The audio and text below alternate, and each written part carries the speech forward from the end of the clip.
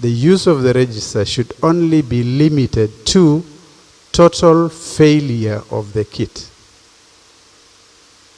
The total failure means even there is no backup to replace the kit that has failed. Biometric verification is the primary mode of identifying voters. Where a voter cannot be identified using biometrics, then the presiding officer shall use a complementary mechanism of alphanumeric search in the presence of agents, and the voter shall fill Form 30. Of course, we recruit our poll officials from Kenyans, isn't it?